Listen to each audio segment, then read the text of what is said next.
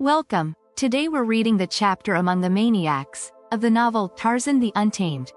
Last time, Tarzan followed the trail of a girl and her captors towards a small stream, while avoiding the danger of lions and other predators. After hunting a bird for food, he encountered a strange man accompanied by lions, and realized that the captives might be within a nearby walled city. Determined to rescue the girl, Tarzan devised a plan to breach the city's defenses, but was soon pursued by a ferocious lion, leading to a tense race against time to reach the wall safely. As the lions swarmed over her protectors, Bertha Kircher shrank back in the cave in a momentary paralysis of fright, superinduced perhaps by the long days of terrific nerve strain which she had undergone. Mingled with the roars of the lions had been the voices of men, and presently, out of the confusion and turmoil, she felt the near presence of a human being, and then hands reached forth and seized her. It was dark, and she could see but little, nor any sign of the English officer, or the ape-man. The man who seized her kept the lions from her, with what appeared to be a stout spear, the haft of which he used to beat off the beasts. The fellow dragged her from the cavern the while he shouted what appeared to be commands and warnings to the lions. Once out upon the light sands of the bottom of the gorge, objects became more distinguishable, and then she saw that there were other men in the party, and that two half led and half carried the stumbling figure of a third, whom she guessed must be Smith Oldwick. For a time the lions made frenzied efforts to reach the two captives, but always the men with them succeeded in beating them off. The fellows seemed utterly unafraid of the great beasts leaping and snarling about them, handling them much the same as one might handle a pack of obstreperous dogs. Along the bed of the old watercourse that once ran through the gorge they made their way, and as the first faint lightening of the eastern horizon presaged the coming dawn, they paused for a moment upon the edge of a declivity, which appeared to the girl in the strange light of the waning night as a vast bottomless pit. But, as their captors resumed their way and the light of the new day became stronger, she saw that they were moving downward toward a dense forest. Once beneath the overarching trees, all was again Cimmerian darkness, nor was the gloom relieved until the sun finally arose beyond the eastern cliffs, when she saw that they were following what appeared to be a broad and well-beaten game trail through a forest of great trees. The ground was unusually dry for an African forest, and the underbrush, while heavily foliaged, was not nearly so rank and impenetrable as that which she had been accustomed to find in similar woods. It was as though the trees and the bushes grew in a waterless country, nor was there the musty odor of decaying vegetation or the myriads of tiny insects such as are bred in damp places. As they proceeded and the sun rose higher, the voices of the arboreal jungle life rose in discordant notes and loud chattering about them. Innumerable monkeys scolded and screamed in the branches overhead, while harsh-voiced birds of brilliant plumage darted hither and thither. She noticed presently that their captors often cast apprehensive glances in the direction of the birds, and on numerous occasions seemed to be addressing the winged denizens of the forest.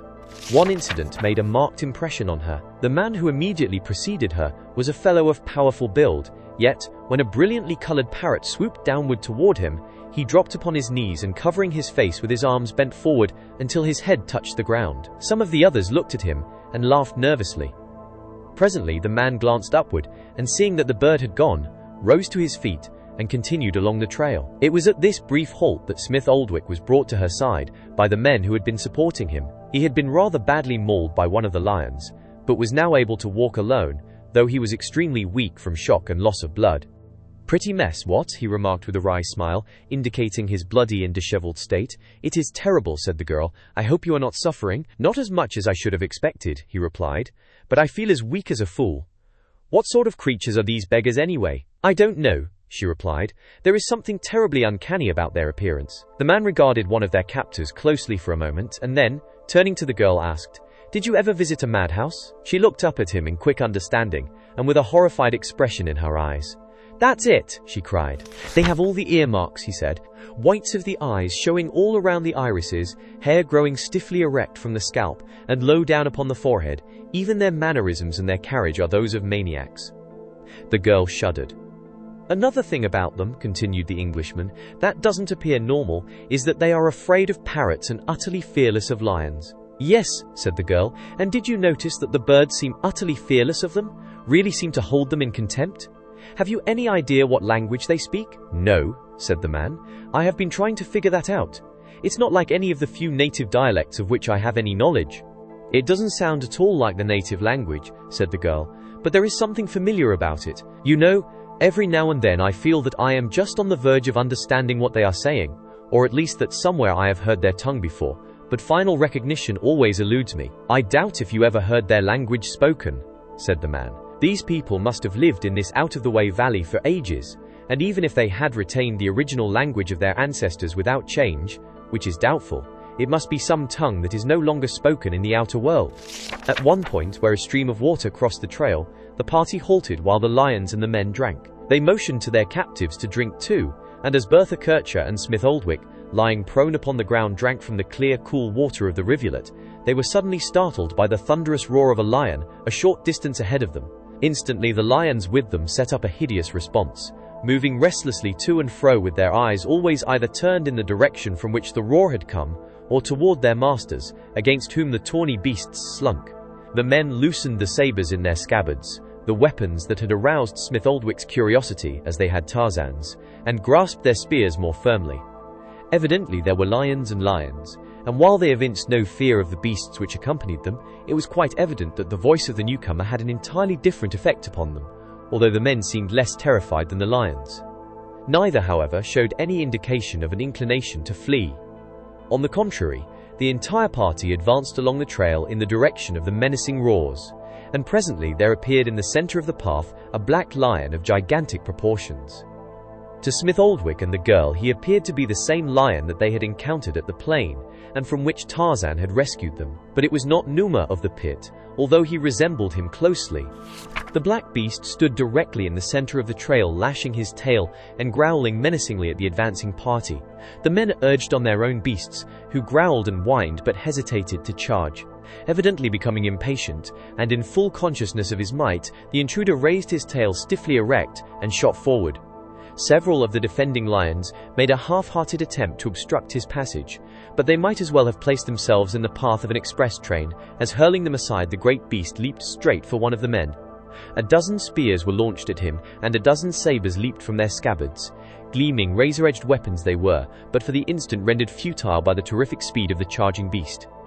Two of the spears entering his body but served to further enrage him as, with demoniacal roars, he sprang upon the hapless man he had singled out for his prey. Scarcely pausing in his charge, he seized the fellow by the shoulder and, turning quickly at right angles, leaped into the concealing foliage that flanked the trail, and was gone, bearing his victim with him. So quickly had the whole occurrence transpired that the formation of the little party was scarcely altered. There had been no opportunity for flight, even if it had been contemplated, and now that the lion was gone with his prey, the men made no move to pursue him. They paused only long enough to recall the 2 or 3 of their lions that had scattered, and then resumed the march along the trail. "Might be an everyday occurrence from all the effect it has on them," remarked Smith Oldwick to the girl. "Yes," she said. "They seem to be neither surprised nor disconcerted, and evidently they are quite sure that the lion, having got what he came for, will not molest them further." "I had thought," said the Englishman, "that the lions of the Wamabo country were about the most ferocious in existence, but they are regular tabby cats by comparison with these big black fellows. Did you ever see anything more utterly fearless, or more terribly irresistible than that charge?" For a while, as they walked side by side, their thoughts and conversation centered upon this latest experience, until the trail emerging from the forest opened to their view a walled city and an area of cultivated land. Neither could suppress an exclamation of surprise. "Why, that wall is a regular engineering job," exclaimed Smith Oldwick. "And look at the domes and minarets of the city beyond," cried the girl. "There must be a civilized people beyond that wall. Possibly we are fortunate to have fallen into their hands." Smith Oldwick shrugged his shoulders. "I hope so," he said. "Though I am not at all sure about people who travel about with lions and are afraid of parrots. There must be something wrong with them." The party followed the trail across the field to an arched gateway which opened at the summons of one of their captors, who beat upon the heavy wooden panels with his spear. Beyond, the gate opened into a narrow street which seemed but a continuation of the jungle trail leading from the forest. Buildings on either hand adjoined the wall and fronted the narrow, winding street, which was only visible for a short distance ahead. The houses were practically all 2-storied structures, the upper stories flush with the street, while the walls of the first story were set back some 10 feet, a series of simple columns and arches supporting the front of the second story and forming an arcade on either side of the narrow thoroughfare. The pathway in the center of the street was unpaved, but the floors of the arcades were cut stone of various shapes and sizes, but all carefully fitted and laid without mortar. These floors gave evidence of great antiquity, there being a distinct depression down the center, as though the stone had been worn away by the passage of countless sandaled feet during the ages that it had lain there. There were few people astir at this early hour, and these were of the same type as their captors.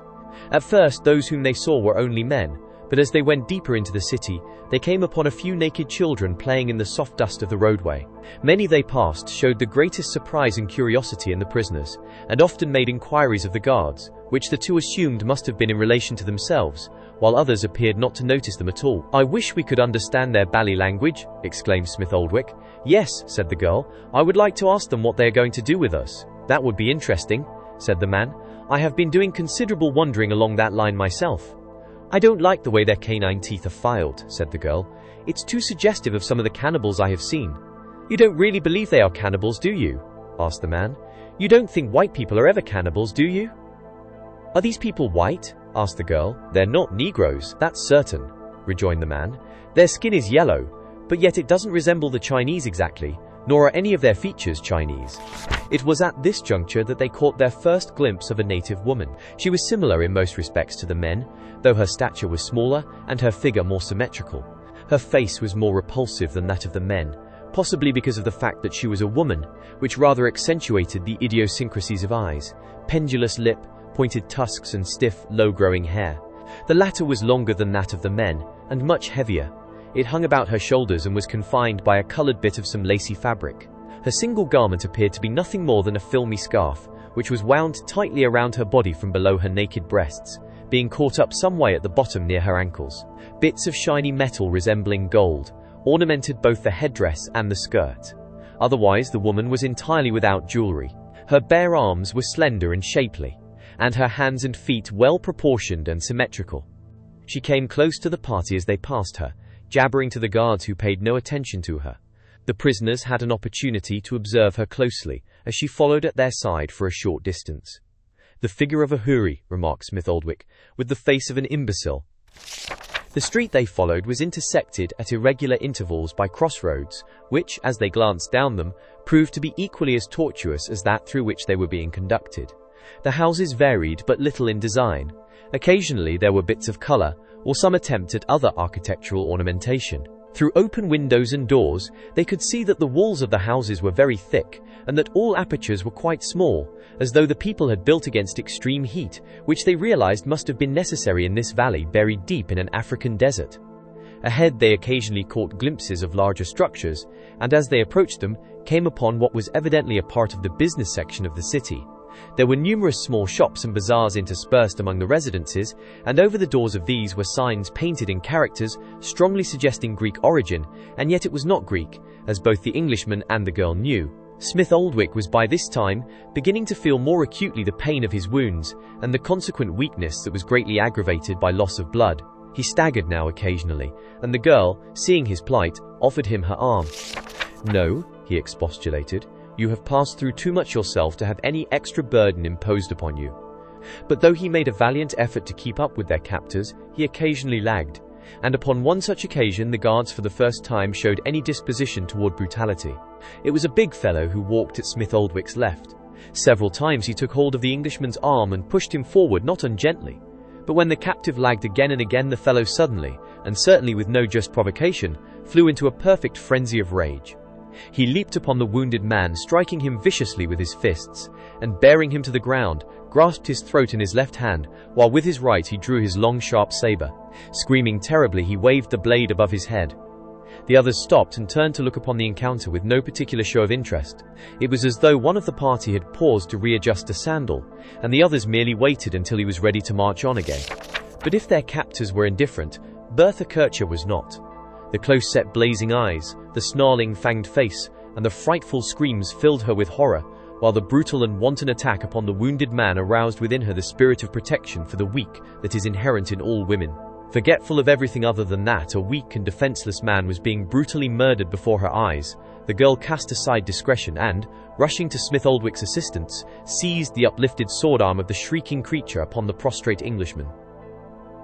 Clinging desperately to the fellow, she surged backward with all her weight and strength, with the result that she overbalanced him and sent him sprawling to the pavement upon his back. In his efforts to save himself, he relaxed his grasp upon the grip of his saber, which had no sooner fallen to the ground than it was seized upon by the girl. Standing erect beside the prostrate form of the English officer Bertha Kircher, the razor-edged weapon grasped firmly in her hand, faced their captors. She was a brave figure. Even her soiled and torn riding togs and disheveled hair detracted nothing from her appearance. The creature she had felled scrambled quickly to his feet, and in the instant his whole demeanor changed. From demoniacal rage he became suddenly convulsed with hysterical laughter, although it was a question in the girl's mind as to which was the more terrifying. His companions stood looking on with vacuous grins upon their countenances, while he, from whom the girl had wrested the weapon, leaped up and down shrieking with laughter. If Bertha Kircher had needed further evidence to assure her that they were in the hands of a mentally deranged people, the man's present actions would have been sufficient to convince her. The sudden uncontrolled rage and now the equally uncontrolled and mirthless laughter but emphasized the facial attributes of idiocy.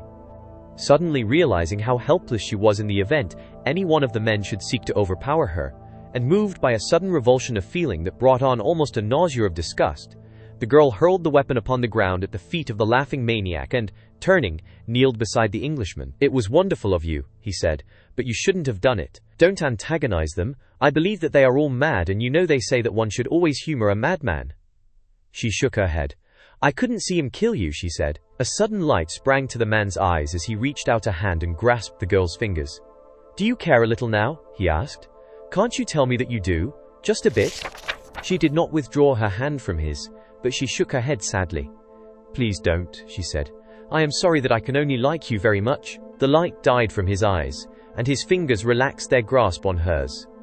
"Please forgive me," he murmured. "I intended waiting until we got out of this mess, and you were safe among your own people. It must have been the shock or something like that, and seeing you defending me as you did. Anyway, I couldn't help it, and really it doesn't make much difference what I say now, does it?" "What do you mean?" she asked quickly. He shrugged and smiled ruefully. "I will never leave this city alive," he said. "I wouldn't mention it except that I realize that you must know it as well as I. I was pretty badly torn up by the lion, and this fellow here has about finished me. There might be some hope if we were among civilized people, but here with these frightful creatures, what care could we get, even if they were friendly?" Bertha Kircher knew that he spoke the truth, and yet she could not bring herself to an admission that Smith Oldwick would die. She was very fond of him. In fact, her great regret was that she did not love him, but she knew that she did not. It seemed to her that it could be such an easy thing for any girl to love Lieutenant Harold Percy Smith Oldwick, an English officer and a gentleman, the scion of an old family, and himself a man of ample means, young, good-looking and affable. What more could a girl ask for than to have such a man love her, and that she possessed Smith Oldwick's love, there was no doubt in Bertha Kircher's mind. She sighed, and then, laying her hand impulsively on his forehead, she whispered, "Do not give up hope, though. Try to live for my sake, and for your sake I will try to love you." It was as though new life had suddenly been injected into the man's veins. His face lightened instantly, and with strength that he himself did not know he possessed, he rose slowly to his feet, albeit somewhat unsteadily.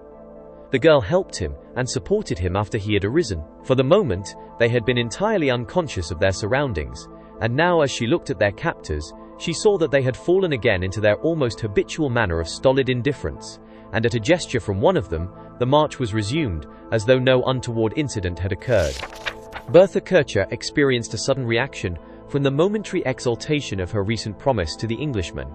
She knew that she had spoken more for him than for herself, but now that it was over she realized, as she had realized the moment before she had spoken, that it was unlikely she would ever care for him the way he wished. But what had she promised? Only that she would try to love him. And now, she asked herself, she realized that there might be little hope of their ever returning to civilization, even if these people should prove friendly and willing to let them depart in peace. How were they to find their way back to the coast? With Tarzan dead, as she fully believed him after having seen his body lying lifeless at the mouth of the cave when she had been dragged forth by her captor, there seemed no power at their command which could guide them safely.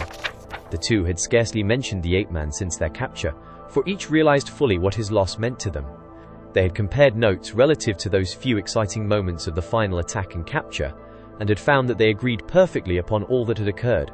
Smith Oldwick had even seen the lion leap upon Tarzan at the instant that the former was awakened by the roars of the charging beasts, and though the night had been dark, he had been able to see that the body of the savage ape-man had never moved from the instant that it had come down beneath the beast. And so, if at other times within the past few weeks Bertha Kircher had felt that her situation was particularly hopeless, she was now ready to admit that hope was absolutely extinct.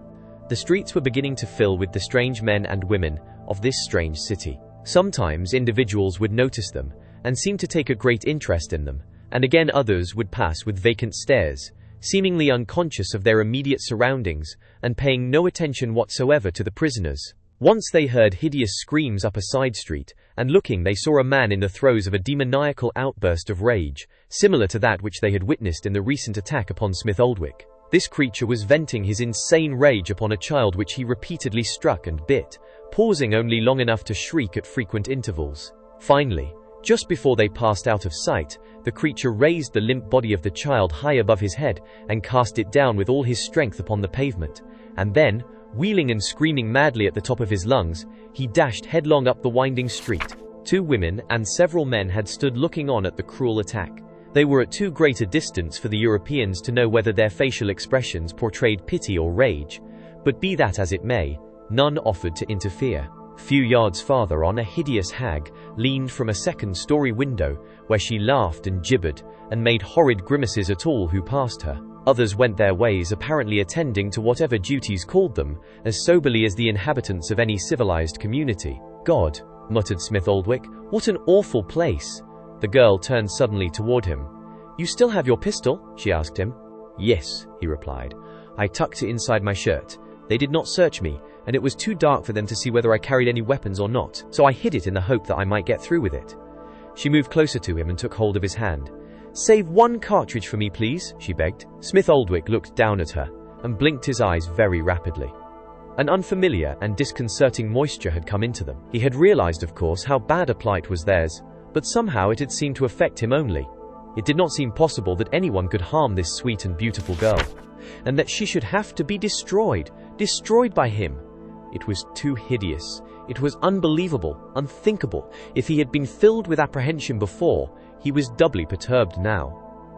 "I don't believe I could do it, Bertha," he said. "Not even to save me from something worse?" she asked. He shook his head dismally. "I could never do it," he replied.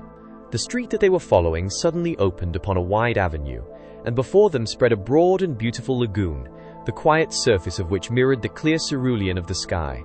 Here the aspect of all their surroundings changed. The buildings were higher and much more pretentious in design and ornamentation. The street itself was paved in mosaics of barbaric but stunningly beautiful design. In the ornamentation of the buildings, there was considerable color and a great deal of what appeared to be gold leaf.